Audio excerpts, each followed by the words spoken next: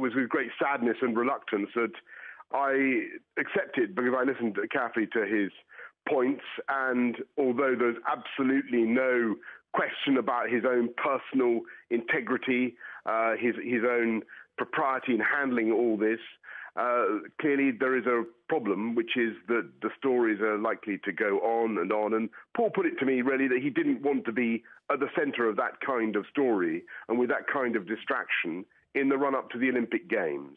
And he thought it would be fairer and better for London and for policing in London if someone else was allowed to get their feet under the desk without those kinds of distractions. And that was a point that, in the end, I think I accepted and I think has some force.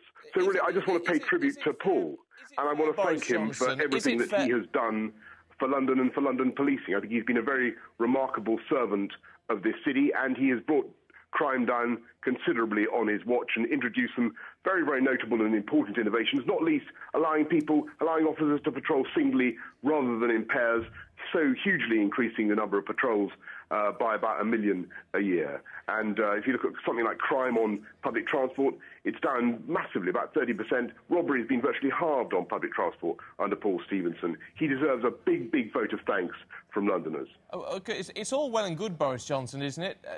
Singing his praises now that he's gone. We know that you had a difficult relationship. I mean, that's been sort of fairly well publicised, if you like. If he's done such a great job for London, if he's such a fantastic man, if his integrity is completely intact, as he claims it is, and you don't seem to be questioning, why should this man go when he's done nothing wrong?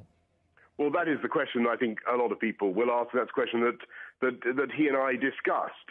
I think the answer, I'm afraid, is that we live in an age where the questions about the affair around Neil Wallis and the News of the World, the relationship between the police and the News of the World, even if we were able to divide all of it up into separate segments and find that in each case there was actually no impropriety, the reality was that the story was going to keep going on. And Sir Paul, who is charged with fighting crime in London, his job is to make the city safer. He's been doing that very, very successfully over the past 3 years.